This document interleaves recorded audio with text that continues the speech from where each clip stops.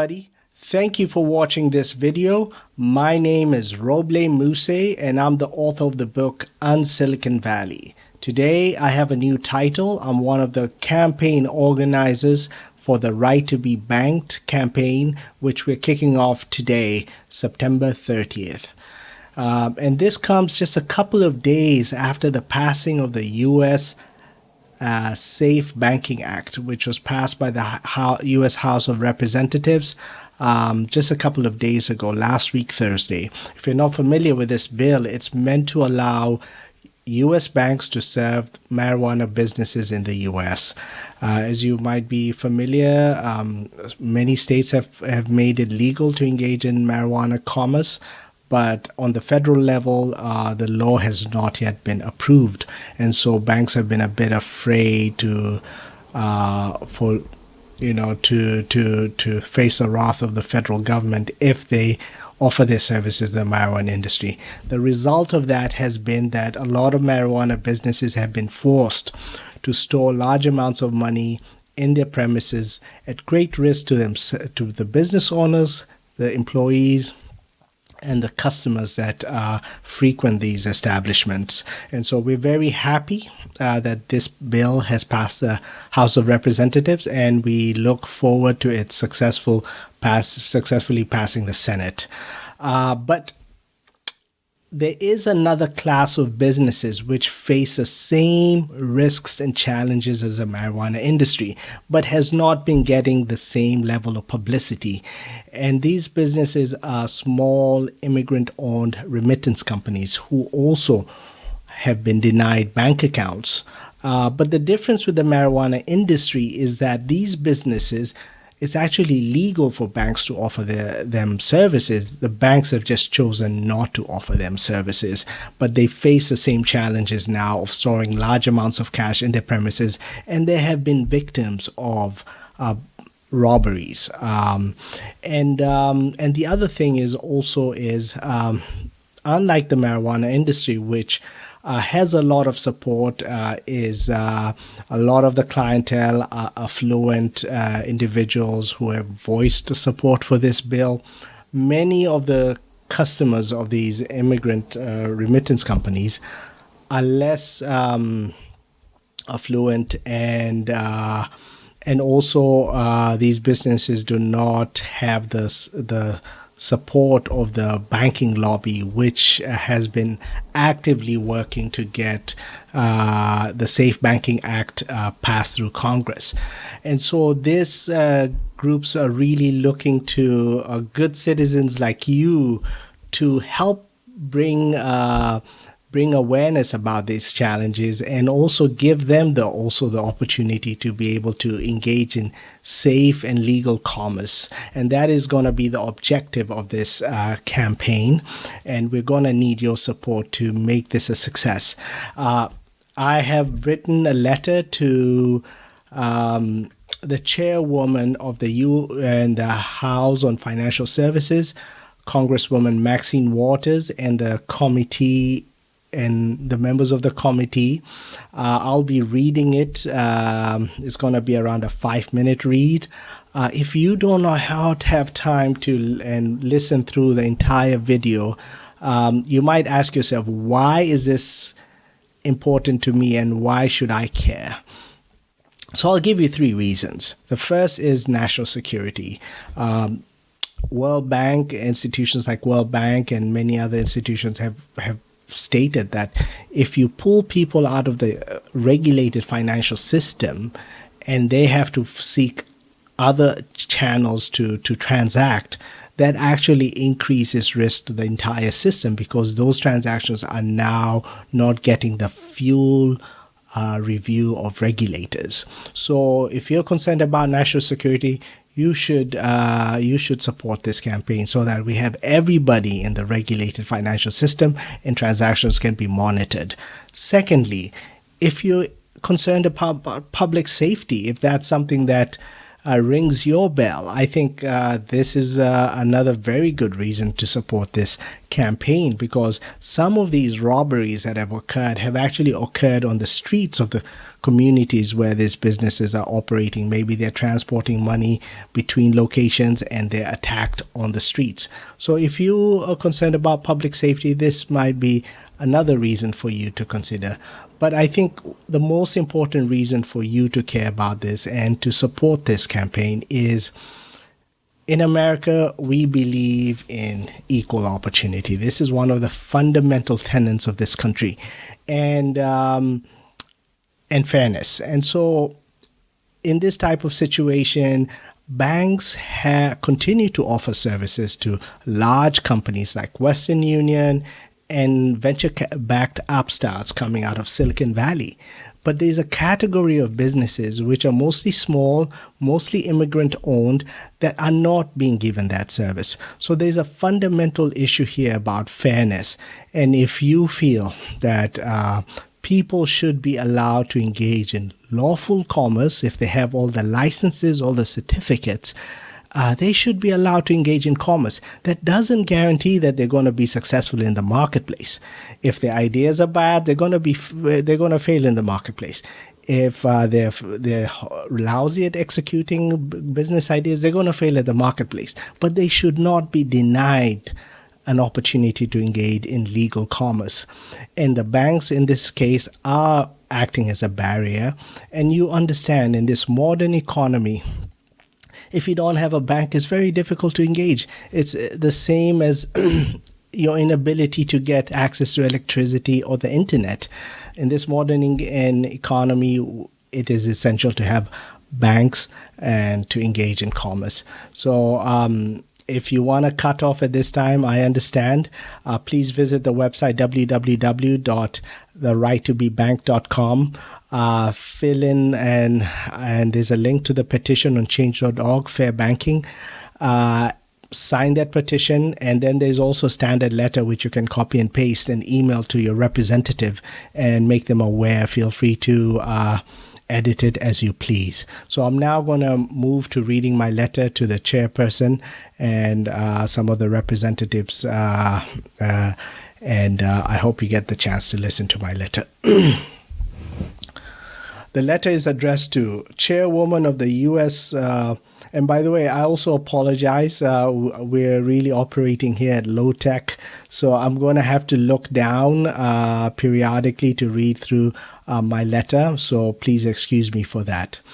The letter is addressed to the Chairwoman of the U.S. Committee on Financial Services, Maxine Waters, the ranking member, and other honorable members of this committee. The letter is also addressed to the Washington State and Minnesota State and Ohio State and New York State congressional delegations, because a lot of some of these service providers operate in those states. And also it's addressed to the Senator and presidential candidate Elizabeth Warren. This is not like an endorsement of Elizabeth Warren, but it is related to some of the issues on Senator Elizabeth Warren's platform, and I appreciate her for raising some of these issues. Dear Chairwoman, Ranking Member, Honorable Representatives, and Senator, the subject of the letter. Now that the marijuana banking bill has passed the House, it is time for Congress to address the public safety crisis caused by bank de-risking. I want to congratulate the House representatives of passing the historic Safe Banking Act, which will improve financial transparency in the marijuana industry and increase public safety. Due to the inability to secure reliable banking services, marijuana businesses have been forced to store large amounts of cash on their premises at considerable risk to the owners, employees, and customers. If the bill passes the Senate, it will be a great win for the marijuana industry and the communities in which they operate. As you're aware, there's another class of business that have been denied accounts and are facing similar risks to the marijuana businesses. The businesses I'm referring to are small immigrant-owned remittance companies. In 2018, a man was sentenced to 5 years in prison for impersonating an FBI agent and robbing several immigrant immigrant-owned money transmitters in Seattle of hundreds of thousands of dollars. In another incident, a money transmitter that serves the African diaspora was held up at gunpoint at Cedar Street in Roxbury and robbed of $420,000. Money transmitters help U.S. residents send money to their loved ones abroad, similar to the services offered by Western Union. After the terrorist attack that occurred on 9/11, financial institutions in the U.S. began the process of terminating or restricting business relationships with account holders they deemed to be high risk. These included remittance accounts. Rather than reducing risk, bank de-risking has increased the vulnerability by pushing some businesses out of the regulated financial system. In a testimony to the U.S. House on Financial Services on February 2019, and the Secretary of the Illinois Department of Financial and Professional Regulation, Mr. Brian Schneider, stated, opening quotes, "As a regulator of a broad range of money service businesses, I see firsthand the challenges that these companies face in gating and maintaining banking relationships. Indiscriminate de-risking not only weakens access to financial services, but actually makes enforcing the Bank Secrecy Act more difficult. It has become a public safety crisis," close quotes. But unlike the marijuana industry, the customers of these remittance companies are less affluent, and they don't have the powerful backing of the banking lobby fighting for their cause. In fact, it is legal for U.S. banks to serve these businesses. They have chosen not to. U.S. banks have applied de-risking in a discriminatory manner, denying small and immigrant-owned money transmitter accounts while continuing to serve venture-backed upstarts and large operators like Western Union. Thousands of well-paying jobs are in jeopardy, and millions of U.S. residents are being denied access to culturally specific services. There is no evidence that smaller remittance companies are more likely to commit anti-money laundering and Bank Secrecy Act violations compared to their larger counterparts. But banks have chosen to deny small operators bank accounts. A study I conducted for my book Unsilicon Valley, which looked at AML/BSA violations identified by the U.S. Department of Treasury between 2008 and 2015, showed that out of 145 incidents of violations, only one money transmitter, PayPal, was cited. If the data set from my study is expanded, I believe it will show that small service providers are in fact less likely to commit AML/BSA violations than their large counterparts. I was the CEO of CoinFling, a financial technology startup that had to shut its doors in 2018. Not because we ran out of money or didn't have paying customers. The reason we closed is that all the national banks denied the company an account. These same banks, however, were serving our venture-backed competitor that had the same risk profile. A prospective investor that I met early on in my entrepreneurial journey warned me that my ethnicity could impede the success of the company. It is quite ironic that it would be a disadvantage to be an immigrant entrepreneur pursuing an opportunity in an industry that is entirely dependent on immigrant customers.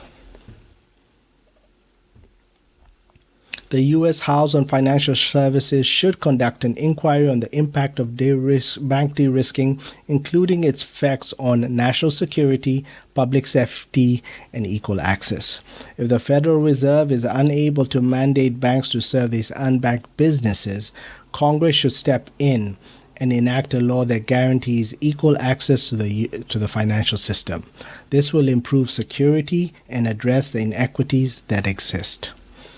I urge Senator and presidential candidate Elizabeth Warren to expand her anti-competitive proposal for big tech to include the financial industry. Financial service providers offer their brand of payment and remittance services, but can deny smaller companies the ability to access essential banking services. thereby preventing them from competing. This has resulted in a consolidation of services to a few companies, similar to what is happening in the technology market.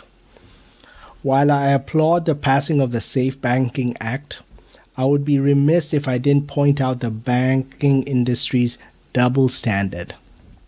The industry, which lobbied for the bill by calling it a public safety crisis, continue to remain silent when unbanked immigrant-owned companies in Seattle and across the U.S. are robbed of hundreds of thousands of dollars in cash.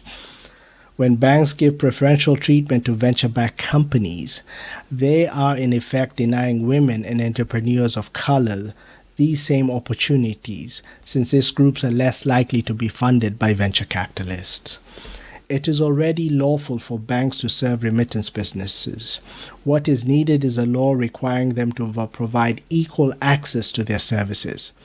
Bank de-risking fundamentally goes against America's ideal of equal opportunity, and Congress needs to address this inequity. Thank you so much for listening to my letter. I will repeat, the way you can help us and is to share this video, tell your friends, your network about it, sign the petition, and send a letter to your congresswoman. Let's get this done. Let's use, instead of the banking lobby, people's power to seek justice, and let's fight the good fight. And I look forward to updating you on our progress. Thank you.